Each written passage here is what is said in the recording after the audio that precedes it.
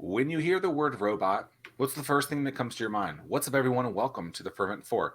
Did you know that only 4% of businesses ever cross the annual $1 million revenue mark?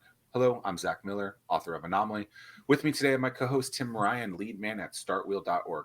Thank you so much for joining us. The Fervent 4 is a weekly show each and every Thursday at 11 a.m. dedicated to sharing insights into growing a world-class business, no matter the climate. A.K. Shultz is the CEO of the hottest startup in the 757. When you hear that, is like, I didn't say that. Tim said that, and I'm agreeing with it. When you hear it, what do you think?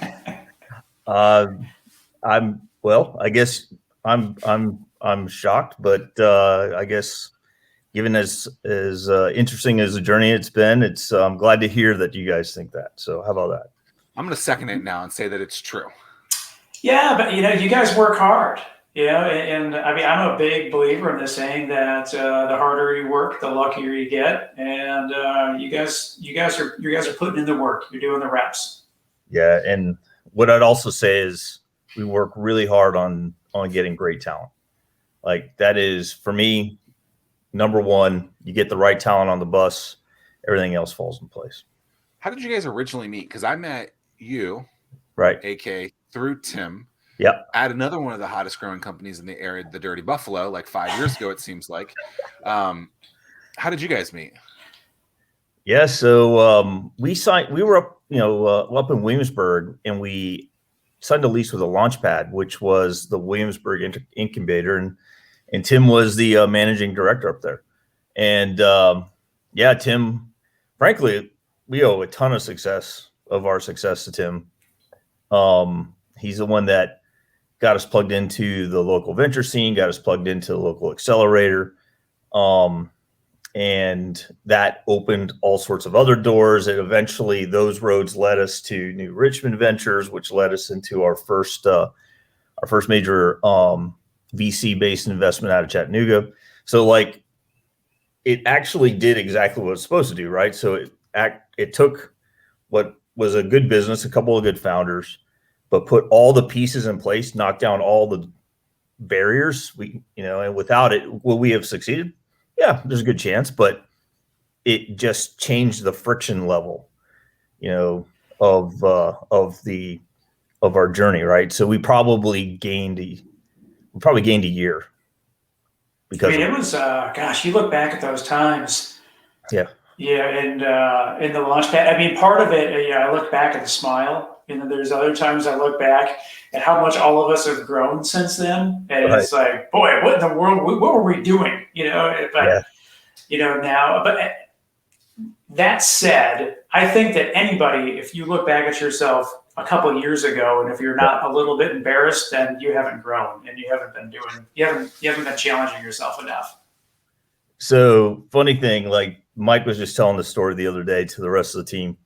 And he said, one day AK comes in, like, we're in the first 3 months, and I said to Mike, hey man, we actually need to build a cap table so that we can, like, lay out what the entire waterfall structure is, how much ownership everyone has in preparation for a funding round.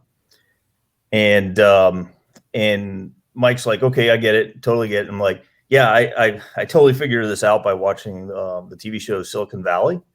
And he's like, oh man, that's not good. And so, I mean, you get the info from wherever you can. The HBO show Silicon Valley. Exactly. Yeah. The thing is that show's great, and unless you're in the scene that we're in, you don't get a lot of the humor that's in there. But man, that is such a funny. Was show. There a cap table accurate? I mean, was that just all the silly reference? Yeah. I'm sorry, say again. I mean, they raised a lot of money. It seemed like Pied Piper had always been able to raise money, so there must have been something good on there. One of our investors, who led our seed round, is Cowboy Ventures, and Aileen Lee, who's the managing partner. She actually is one of the key advisors, or was one of the key advisors for that show. Interesting.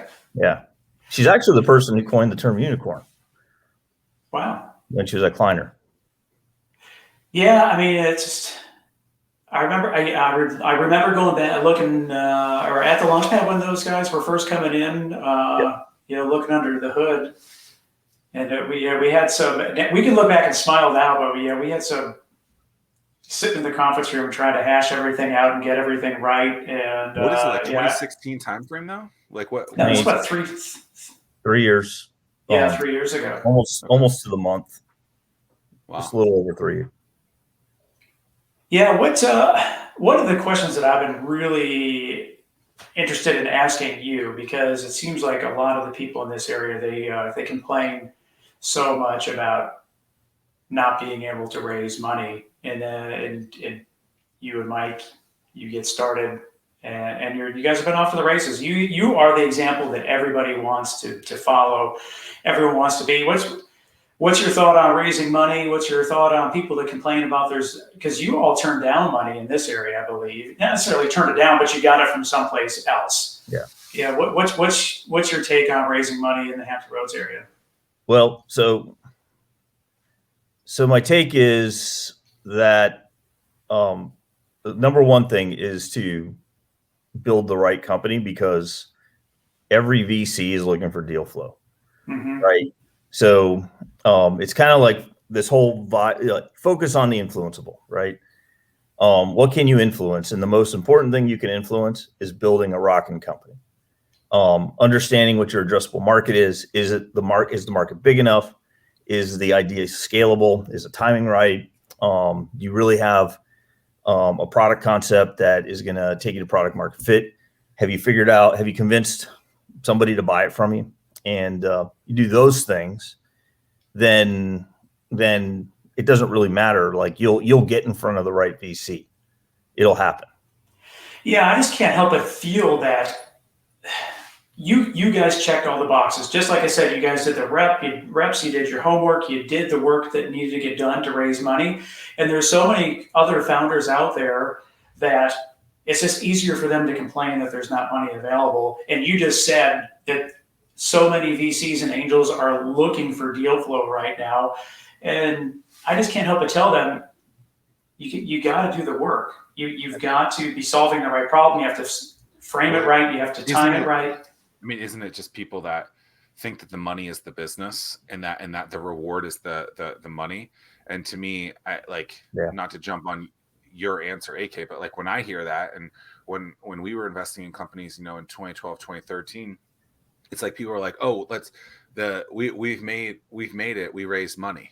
Even if they had, it's like, but you haven't done anything yet. There's no milestone in there. It's like, you still have to, just because you raise money doesn't mean that you have to, you don't have to do any of these other things. Like it's always funny to me that people celebrate the raise as the win. And it's like, yes, I get it. But you still need to spend that money and actually do something with that, which should be the celebration moment.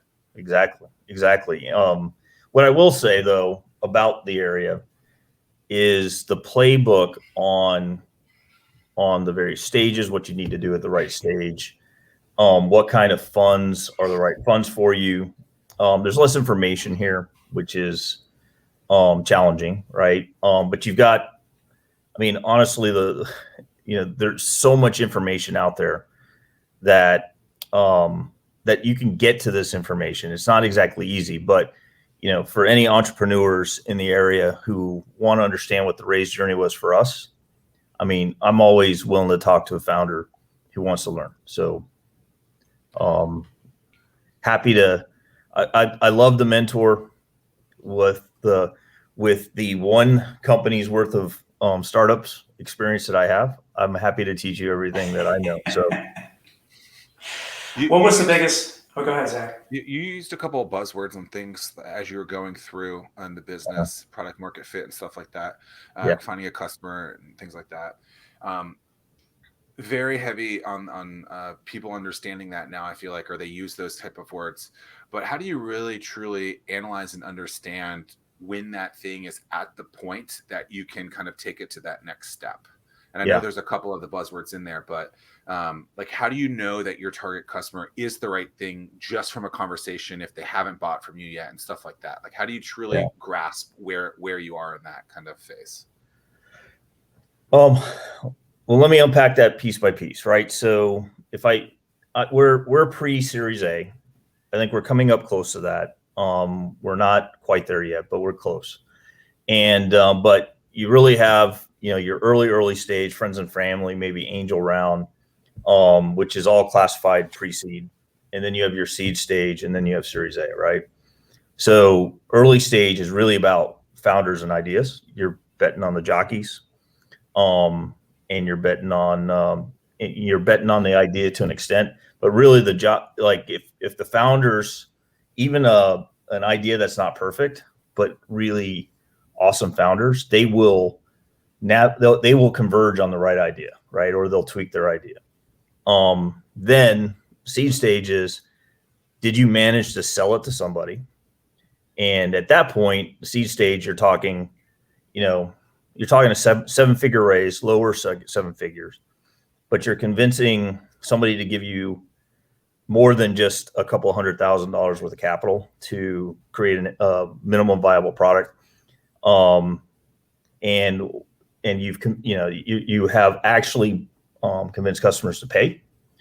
And then that's when you get your seed money, which then says, okay, you've convinced a couple of customers to pay. Now convince someone that you can get plenty of recurring revenue.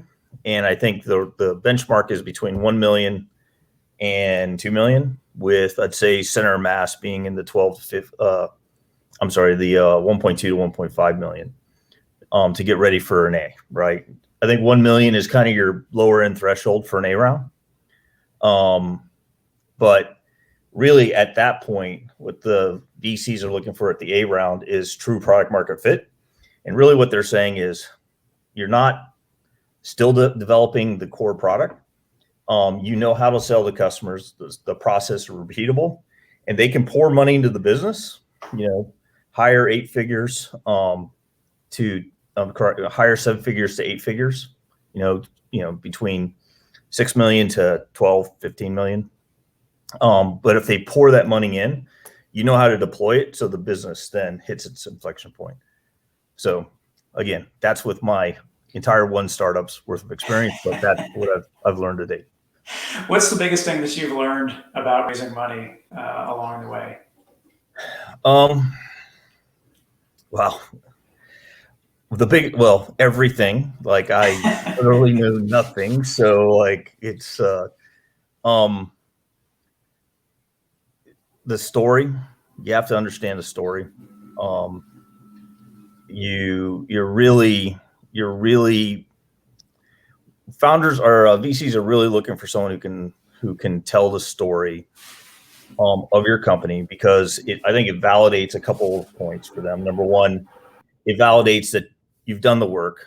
You understand all the major points of what makes a good pitch. But it also says that if you can convince a VC, means you can probably convince a customer, and and even as important is, you can convince employees. You can convince Rockstar Jedi Knights to come to your company, probably for a massive pay cut, and as you're selling the vision, and they're willing to jump on the rocket ship, which a rocket ship is a rocket, but it's also known as a hydrogen bomb that you're, 1 million pounds of hydrogen you're lighting on fire, right? So you're convincing people to join that cause, and being able to do that pitch validates all those points. Tim's heard a ton of pitches. I've heard a ton of pitches, and it's something where those who pitch well, those who tell the story well, definitely get up higher. And it's the ones where you can't articulate, you can't really understand what they're trying to get to. Even if you can grasp it a little bit, the best stories always, in my opinion, sell the most, because they can explain what they're doing. So that being said, what is the SVT story? What's, like, if you were to meet someone, I don't know, about 17 and a half minutes ago in an elevator in Virginia Beach, what would the because I think you're in an elevator a few moments ago. What and they said, hey, what do you do? And because they see your awesome shirt, what would you tell them?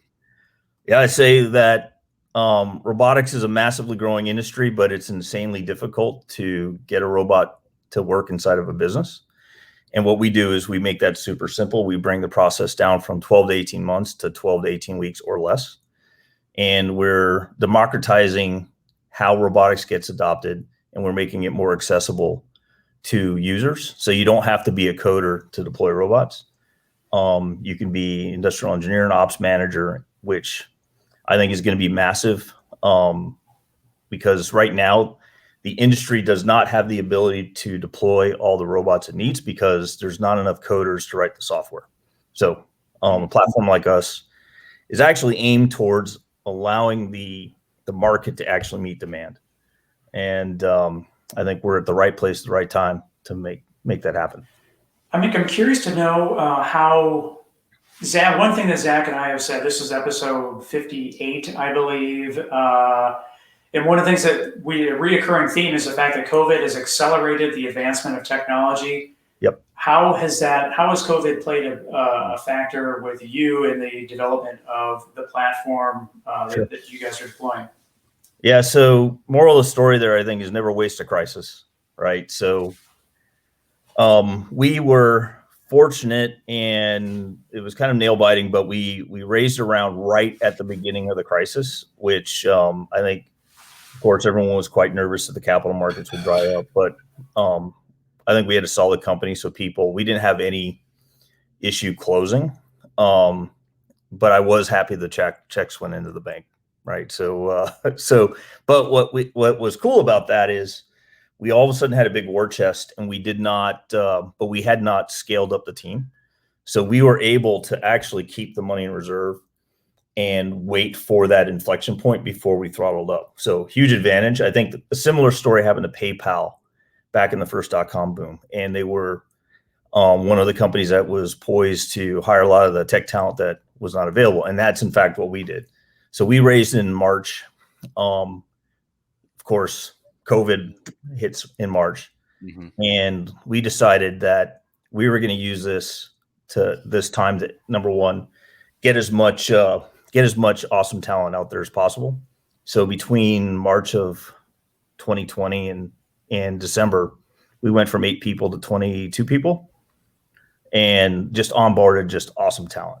Right. So that was number one. So we, again, don't waste a crisis. We took advantage of that, and we got an amazing team together. You guys are at 31 now. We're at 31 now. Crazier to think that's 14, 15 months since then. But even so, I thought that quote was great, by the way, because I think so many people were just like, oh, let me sit on my sofa for the next however many months I'm allowed to. Yep. I didn't realize it just seemed like something that flowed off of you. Apparently Churchill said it, never let a good crisis go to waste. But I mean, so many people they just were like, screw it. We'll figure it out afterwards. And now we're basically at that point, it seems like, and it's like, what the hell have you been doing? And you got a 15-month runway on them, and it's just like, way to be lazy.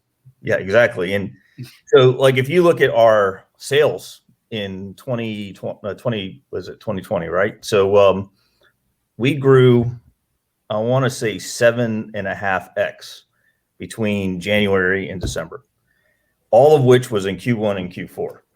Q2, everyone was just freaking out. No one was buying robots. No one was thinking of anything but just keeping their businesses open.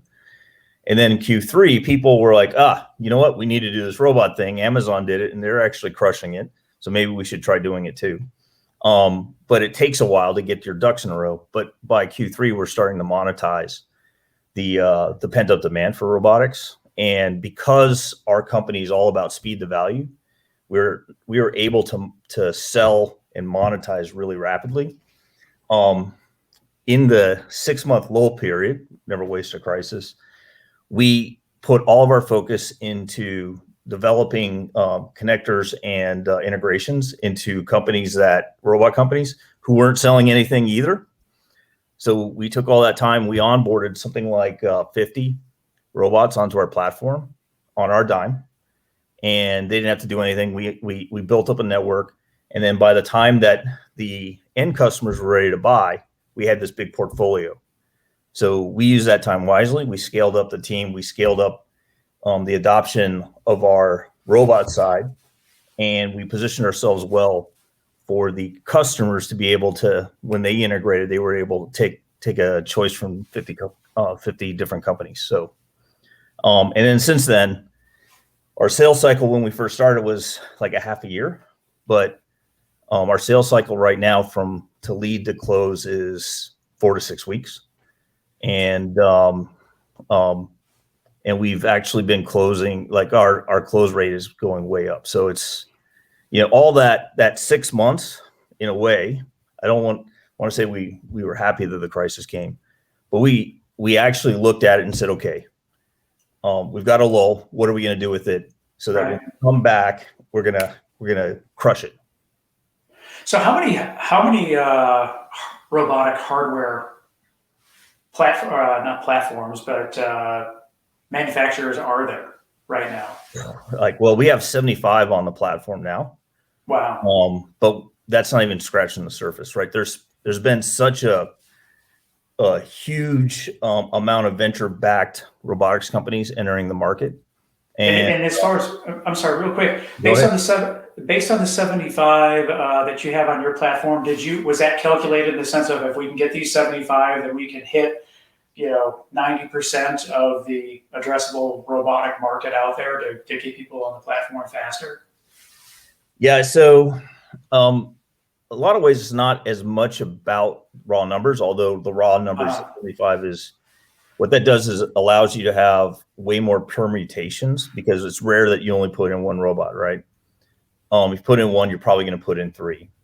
But we can right now deploy thousands of different permutations of robots to make sure that the client gets exactly what they need. That's number one. Number two, when we look at our clients, we look at our partners, we really look at them from their traction standpoint, whether or not they have a good product and whether or not they're struggling to scale. And the ones that have those characteristics of they're selling 10 to 20 systems a year, the clients want their product, but they're struggling with the manpower to integrate.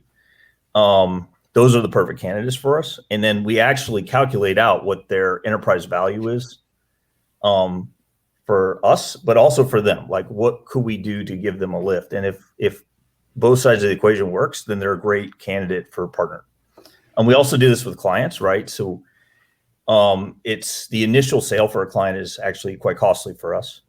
In fact, the first time we deploy, we're really not making much money at all, right? So, but what is crucial for us is to get in, demonstrate the value and the utility of the product, and then get them to use more of it and scale across their facilities. So we're looking for customers that tend to have 10 or more sites that they would deploy to, and have enough business complexity where they would find value in more than 2-3 robots on a site. So with that, we map out what we call the full land value is on an account or a partner, and that helps us prioritize our roadmap and our lead gen process. Yeah, I mean, understanding to get that wallet out, we'll keep that wallet out later, I think is something that, Amazon one click is a great example, right? E-commerce, something like 69% of all carts are left with something in it. Yep. And if Amazon has that issue, I mean, you would assume that, lower level e-commerce would too. So, I mean, it's wild in there. As someone who's never started a business before, how did you start learning, how to be an entrepreneur, the business owner side of things, since this is what have you been calling it? Like your only startup? What's the phrase? Yeah, I don't know. My 100% of my experience in one startup. I don't know. Something like that. Yeah. So before this, I was an executive at a large robotics company. We were a $5 billion robotics company. I managed business units.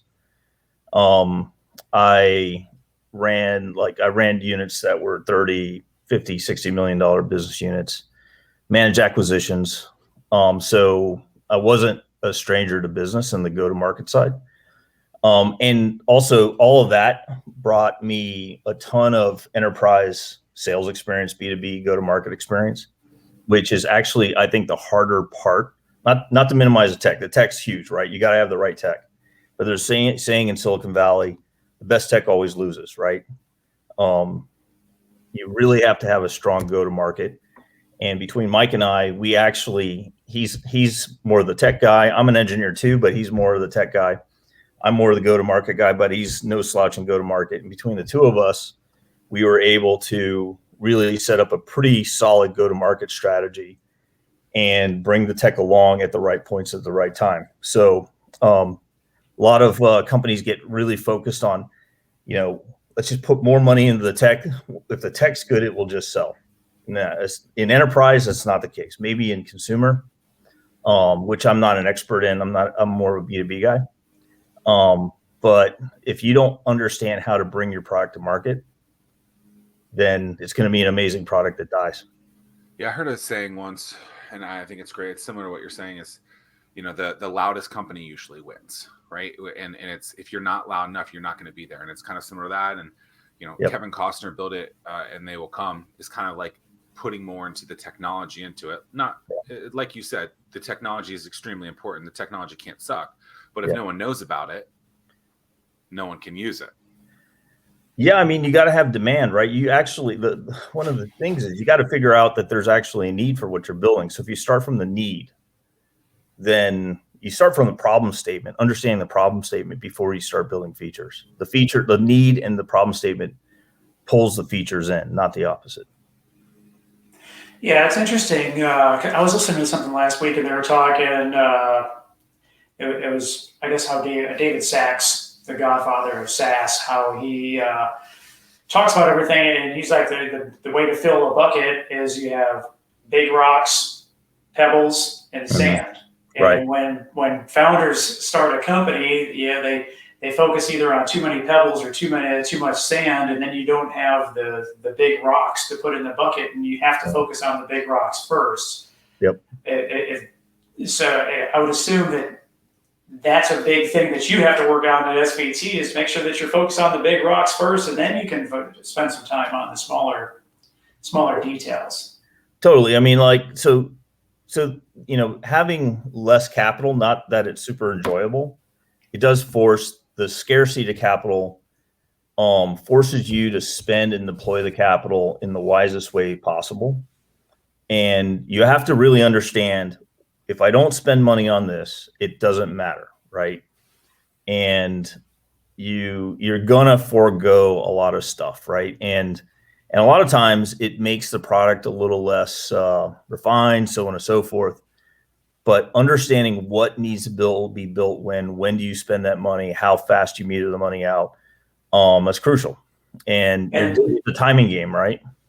And I would imagine that you have to answer to your investors as well. They're paying for you to solve the big rock problems, and if you all of a sudden pivot and focus on the pebbles and the sand, then they're probably going to keep you in check. So you have to stay true to what they wrote their check for.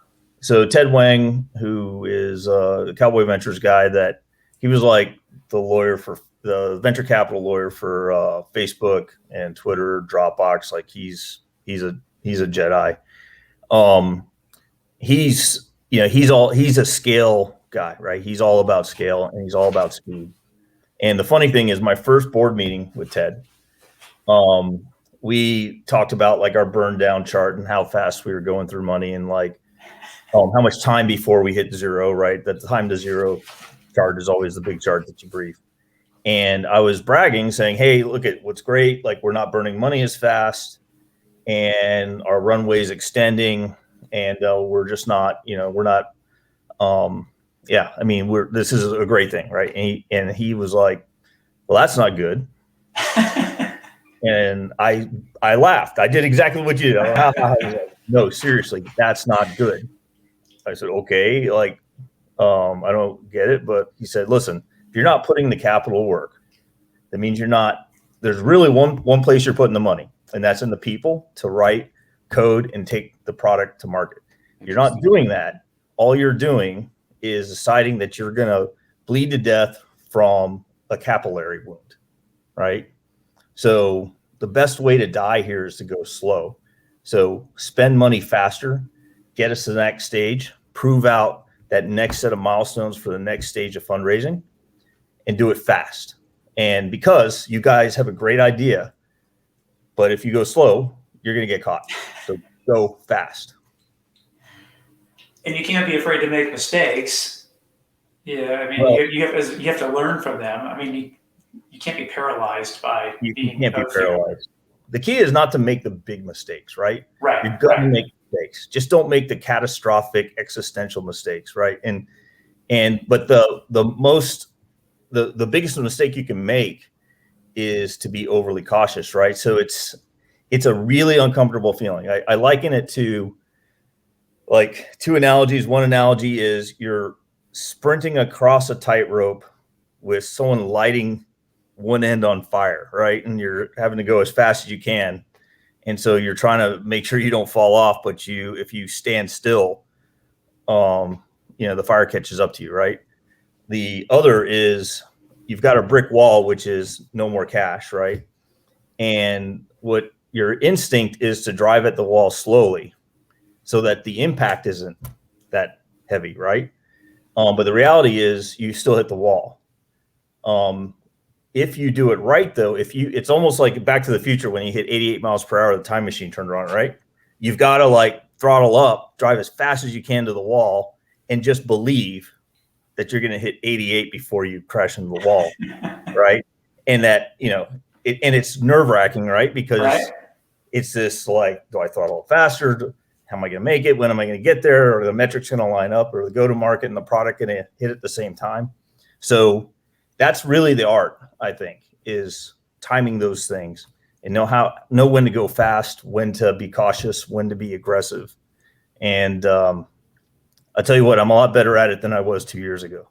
So is there something that you've done to get better at that? I was going to ask a question around like, emotionally, physically, mentally, whatever. How do you like handle situations like that? And if you've gotten better at over the years, like, are there things that you've done to improve that? Because I mean, to most people, we're taught, don't do scary things. Wear them training wheels for as long as possible. Yep. And this guy from Cowboy Ventures, and they have a playbook themselves, but they're basically saying, just risk it for the biscuit, because if not, like, this money isn't in place. It's just sitting in a bank and it ain't worth it. And that's interesting because that's counter to what I feel like we've been taught just in life in general. So, yeah, I mean, I'll give you an interesting example. We were talking about patenting some of our features, and it was a board meeting. They said, no, that's crazy. Why would you patent your features? And I think East Coast would be like, yes, patents are great. And, Ted's like, listen, it's going to take you 3 years to patent the feature. In the meantime, in the patent application, you have to disclose what it is you're patenting. If it doesn't get patented, then you just told the market what to do. The protection doesn't even land until 3 years from now. And it's software. In 3 years, the software will be obsolete, and you'll be on V3 of the software. So what's the point? Your best defense is speed. Be faster than everyone. Don't look over your shoulder. Try to defend. Besides, if you do, even if someone copies your stuff, you have to defend the patent. So now you're burning your capital on lawyers. Well, at some point, you have to tell them the trade secret too, right? Or whatever. I mean, isn't it Coke that isn't ever patented and stuff like that? Exactly. So many people jump on that. I mean, Tim, I remember like when I had Hatch, like the physical place, people would be like coming in there and be like, I'm getting a patent or whatever. I'm like, how much money are you going to spend on this damn thing? Like, I'm sure you got like crazy. It's just like, it's 2K, AK's point, and to your point, I think really a lot of people look at it as a patent as is an excuse to slow down and catch your breath. And it's just like, just keep on going. Yeah. Do shows like Shark Tank screw that up though, where they ask for questions like that? Or do you feel like they're pushed that because that's what they think people need to hear? Well, but they are also you're not doing enterprise software as a service on Shark Tank, right? You're selling widgets that you do, patenting something that's made out of molecules, that matters, right? Software world is totally different. It's really kind of hard to patent software from a legal perspective. It's tricky, so they're not easily defended. Gotcha. Where do you turn to keep learning and to keep furthering yourself forward? Yeah, so that's actually the second half of the previous question. So this is a great question, right? So first of all, when you are taking on investors, you have to think of it as it's your chance to interview your bosses, right, and your mentors. And a lot of people, when they take money, they're afraid of their investors. They're afraid of their board. A lot of founders are like, I don't want a board. telling me what to do. But I tell you what, like if you get the right board, you have the biggest allies, because once they put the money in, they put the money in. They're not like, their job isn't to just oust you, right? That's not what they're trying to do. They are there. They're on your side, because if they're not, then their money's at risk, right? So they are your biggest friends and allies. And so we worked really hard to find the right syndicate of investors to create a nice, healthy, balanced discourse within the board meeting. And I find myself extremely fortunate. I have other founder friends that hate going to board meetings because it's a lot of work, a lot of prep, not a whole lot of value generation, a lot of like just crappy discussion that actually doesn't matter. And that's not the case with me, right? So I think we hired our investors quite wisely and well. And now that I've seen it work, and I've seen other founders where it didn't work, going into the next funding rounds, it's like at my top priority list, right? The other thing we've done is we formed a board of advisors. So not just the board of directors, but board of advisors. And all the places were, because we're robot guys, we weren't SaaS guys. We had to go out and find really amazing advisors, right? So we picked someone up from the client side, right? So a former VP at Walmart. But we also picked up someone named Whitney Sales, who runs Accelerprise seed fund. But she's also been in startups for 15 years. She's amazing. She is like the SaaS sales whisperer. She's actually here with us running an offsite for us. Like she's just seen so many companies that succeeded that she knows the playbook. And while we don't do everything she says, right? But we apply all these things to the business that we've started, and I can make better decisions based on that. We've also done this on the tech side. So Jorg Heilig, we added to our advisory board. He is a former VP of engineering from Google and Uber, which is, not a bad resource to have. And frankly, they're, when you first meet them, they're kind of intimidating, right? Sure. Like, wow, we are so out of these people's league, but they want to help. I mean, these are people that are wildly successful, and there's nothing they like more than just helping founders out with a great idea who have these gaps. And so when you do that stuff, you start to surround yourself outside of the team that works for you, this extended team of advisors and board members that, I mean, you can open massive doors. Just a story from like Ted Wang. We were talking about in-store robotics and how we think in-store robotics is going to be a major field.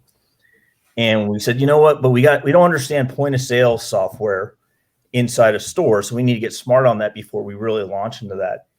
And Ted said, well, I'm good buddies with the CEO of Square. Maybe we can get one of his VPs to talk to you. And we're like, well, that wouldn't be bad. And so the following Tuesday, we're on the phone with a VP at Square, right? So having that ability to open those doors is just unbelievable, right? So choose your investors wisely, and they will help you in ways that you can't even imagine. Something I think is even that you're touching on it, but I think it needs to be like really articulated is like not just building something or going and doing something because you think that's the right thing, right? You said to yourself like, oh, we don't understand the POS. We think this is the market. Right. So, but we're not going to start doing anything with that thing until we really investigate and understand what that thing is, so that we can make better decisions off of that. And I think way too many people just do we think this is the next market. Yeah. And then they go, well, it didn't work. And it's like, but you did no investigation, right? And maybe there is even someone in your network, right? Like with you guys, the VP of Square, that could help you with that. Or just go around. Like I remember with Carrie Norfolk, which was a bicycle delivery at the time company. And they were kind of like a DoorDash and Order Up at the time. That stuff was super fresh in like 2012, 2013. Mm-hmm. They were trying to tap into every POS. And what they were realizing is that every time you did that, depending on the POS, you had to pay 10 grand to get access to the API. It was a pain in the ass, whatever it might be. And they were like, okay, well, how can we just, create a thermal printer to bypass that stuff? It's a local business, so it doesn't even matter, right? It's never going to be super huge. So he figured out how to do that after investigating, instead of actually trying and building, POSs like crazy. Well, it is funny that POS is I always think that acronym is so funny, but I appreciate that you did that in that case. And Carrie did that at the same time as well, where it's like, don't just make an assumption and then act on it. Like, do some investigation in that, because that investigation with the right people is incredibly critical on you not making, like you guys have been talking about, these bad decisions that inevitably could screw the business up forever. Well, I'll tell you, we decided not to enter into retail robotics yet.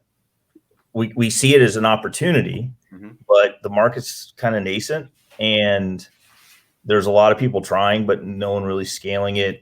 But on top of that, we started looking at, I'm a firm believer of the micro monopoly concept, the Peter Thiel approach of, first thing, pick a vertical that you're really strong at, develop a product that can span multiple verticals, but focus in one vertical, maximize the value generation for the customer journey. And then once you have that, then go sideways. Unless there's like just a perfect opportunistic moment where there's like almost no downside. But you also got to understand, like when you, it's not just about making a product into that vertical. You've got to build an entire go-to-market team associated with that product, right? You're not talking about hiring 2 more developers. You're talking about 2 developers, a couple sales support engineers, a couple salespeople. You've got to put a whole new marketing budget into a whole new, like the trade press is totally different.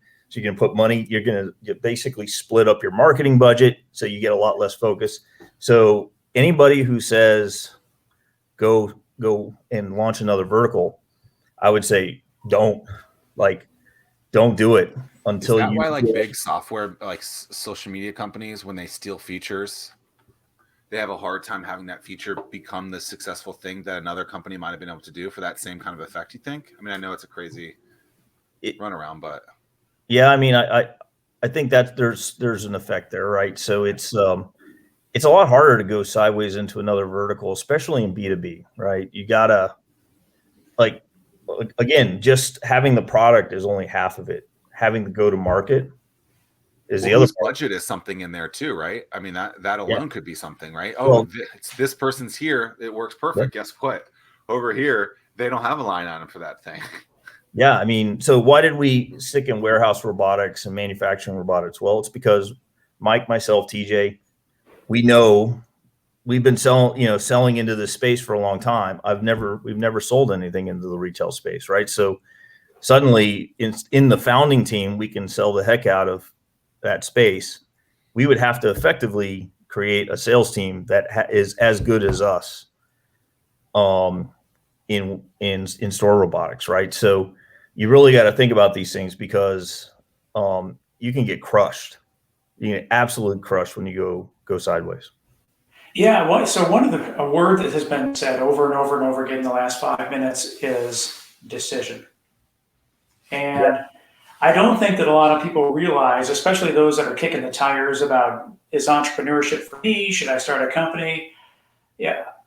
You've gone through many of the steps along this process. How many decisions do you think that you are responsible to make a day?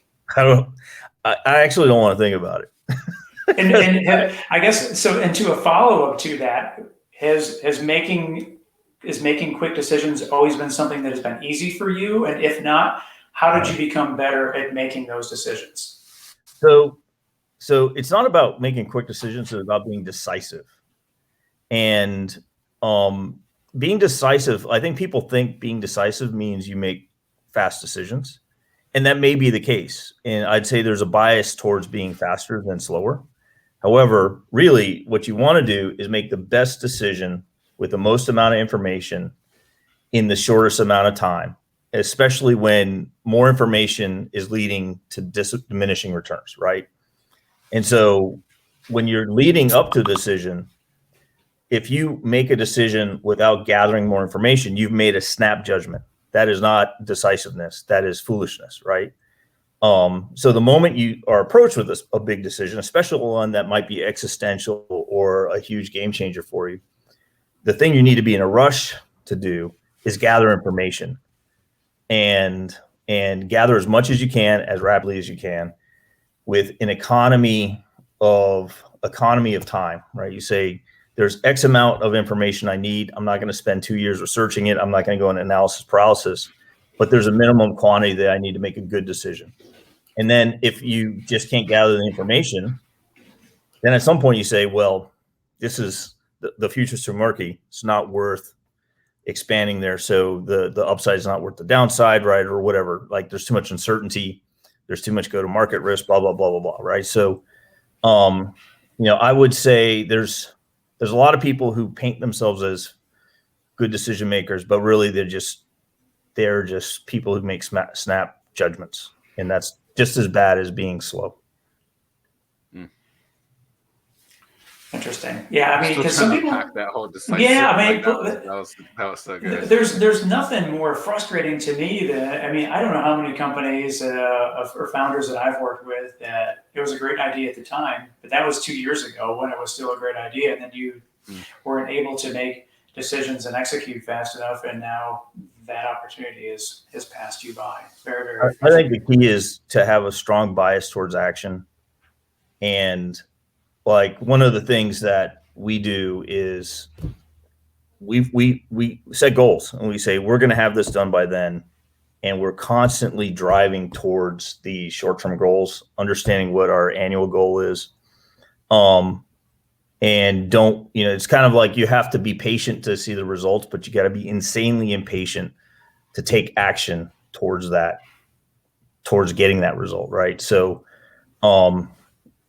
be fast, right? So you think about 3 years, like, we're trying to get to, I don't know, we're trying to get to 10 million in recurring revenue, over the next couple of 3 years, hopefully faster, right? But if you think about it, like, there's a lot of companies that you think about how fast you have to be to do something like that. You have to be just driving hard and fast all the time. And a lot of it, again, is about team, right? You need to have the right team who is passionate about that, just want to throw themselves into it because they believe. And if you do that, you can really move fast. So we're living in a time right now where, because you keep bringing up team being extremely important, and you keep bringing up team as the thing that's really helped accelerate you. And I think you would include the mentors and the investors in those teams, and your decisiveness in those decisions, I think has been incredible. We're living in a time, and I don't necessarily think it's in your business industry or something like that, but you're seeing a lot of people, because of some of the COVID funds that have been available, have been able to maybe sit on the bench for a little bit longer from an unemployment standpoint. And a lot of the cases people are saying is because they're not making enough money, or they don't want to work for that type of business, right? So you're hearing that from the general public, from the media perspective. Okay. I'm not trying to make the parallel that that's your business in any kind of way. Right. But how can you learn from hearing some of this stuff to make sure that you don't create a business that is not sought after, that is not something that people wouldn't want to go to? What are you doing internally to make sure that people want to go to work, and build something that's changing the world? Because I think oftentimes we're not hearing the positive aspects of the companies that are building amazing products, services, companies, brands, and what they're doing to help those teammates live better lives as well. So what do you guys do from an internal perspective to make sure that your teammates are part of something that they want to talk about? All right. So I think when you start a company, you have to make a fundamental decision. Are you going to be a lifestyle business? Are you buying yourself a job? Or are you trying to create a business that can scale huge?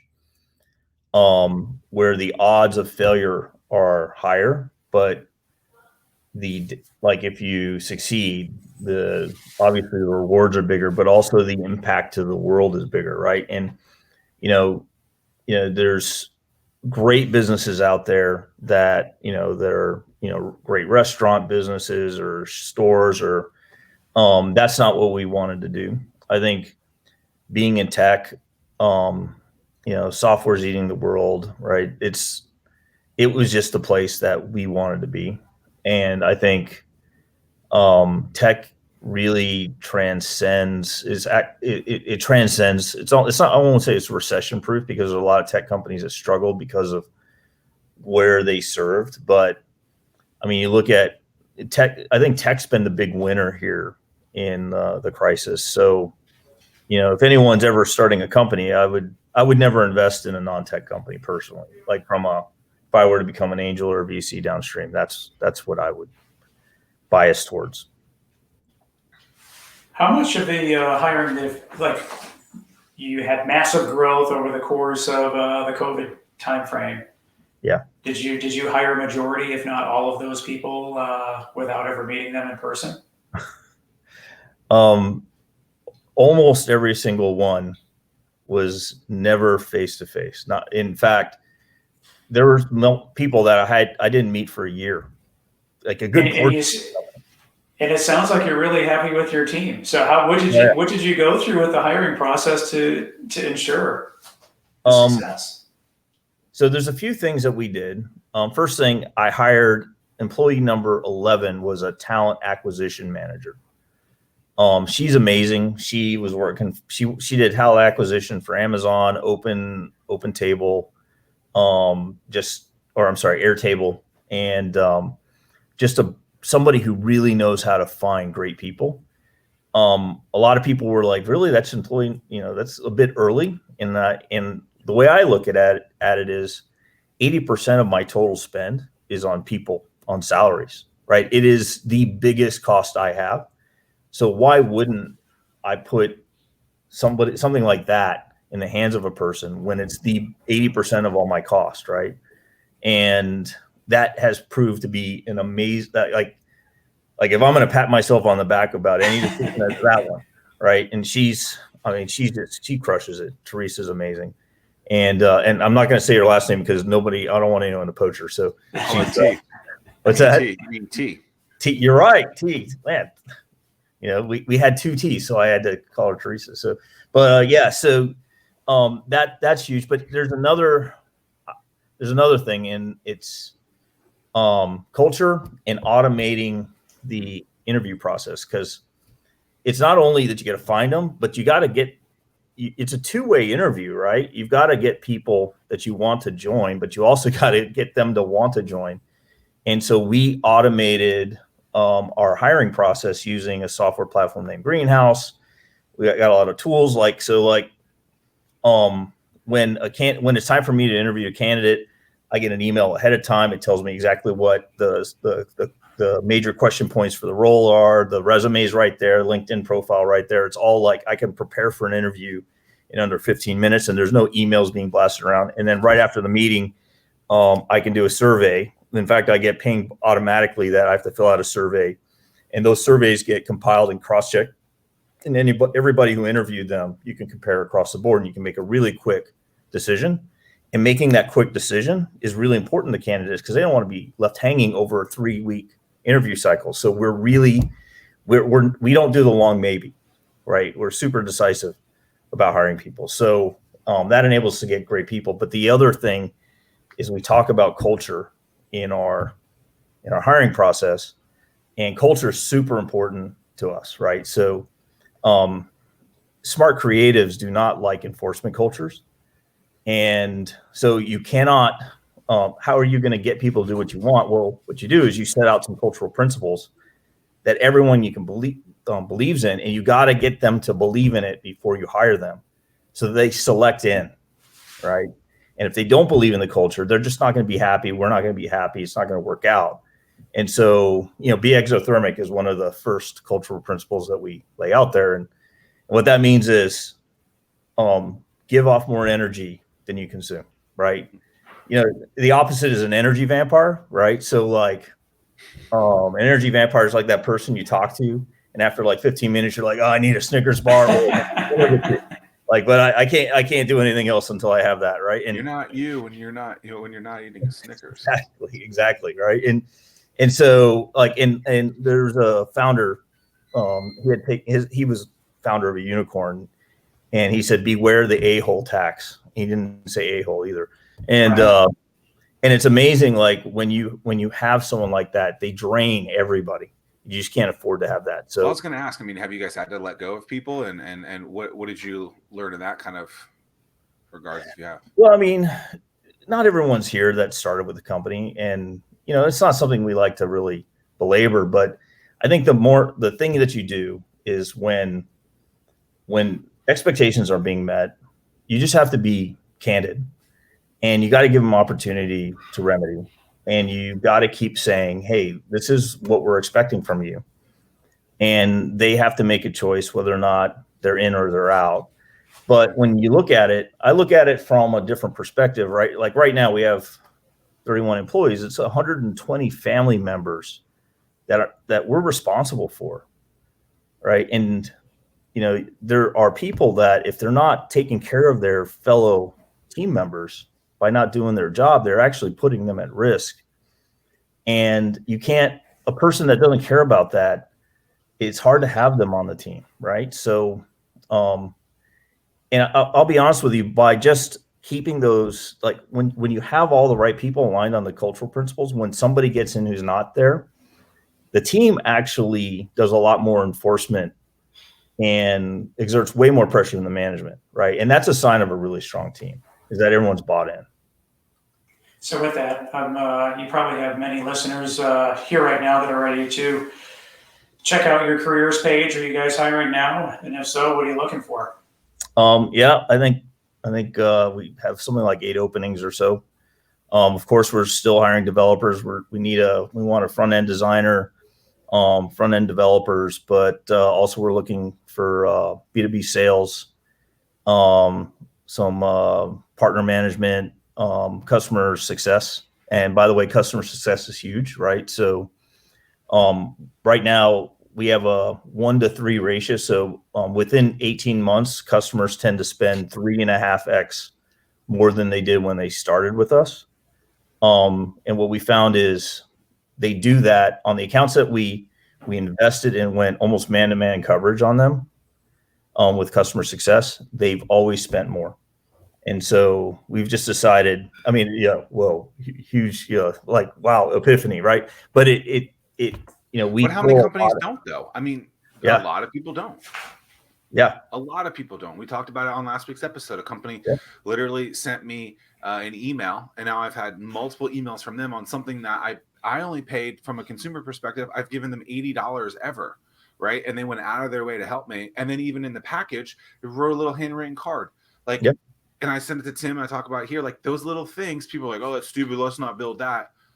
That's the reason why right there, stuff like that, customer success, you're seeing 3x. Yep. If that 3x then goes and expands out and accelerates to all these other people, it's not 3x, it's 3 billion x. Yeah. And absolutely. I don't understand why people don't get that. So kudos to you for recognizing that. So if you look at our subscription base, which is, a little over 1 million, we plotted out what their full potential was if we did a great job and kept adding value, and they wanted to maximize the use of our platform. It's something like $150 million worth of potential business if we never found another customer again, just focusing on the customers we have. And then you're like, wow, like I need to put all my money into success. And what it's proven, I mean, literally it's all the accounts that we did this, we've gotten more within 1.5 years. All the ones that we didn't in the early stages, they just spent, they spent and they continue to spend. They didn't grow their spend. So now we're like, wow, okay, that's a no-brainer.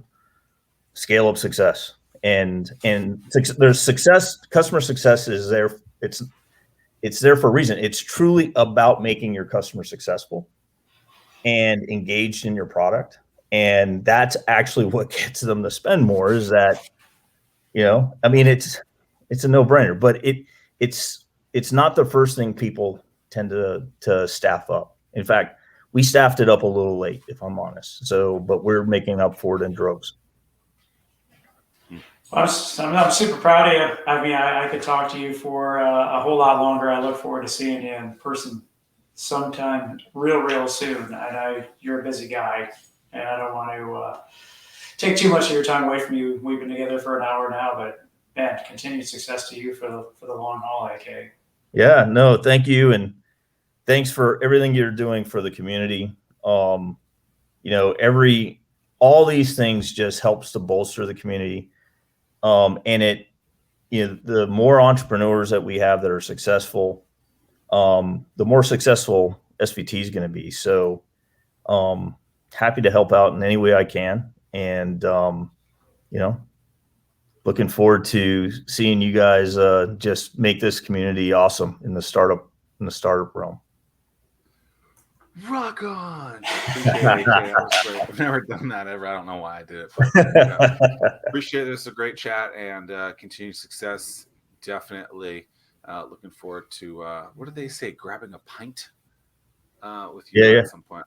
I guess. Whatever. Or two. I'll take two. Yeah, or thrace. Anyway, awesome. All right. Well, appreciate it. Rock on and continued success. Until next time. See you guys soon. Peace. Cheers. Thanks.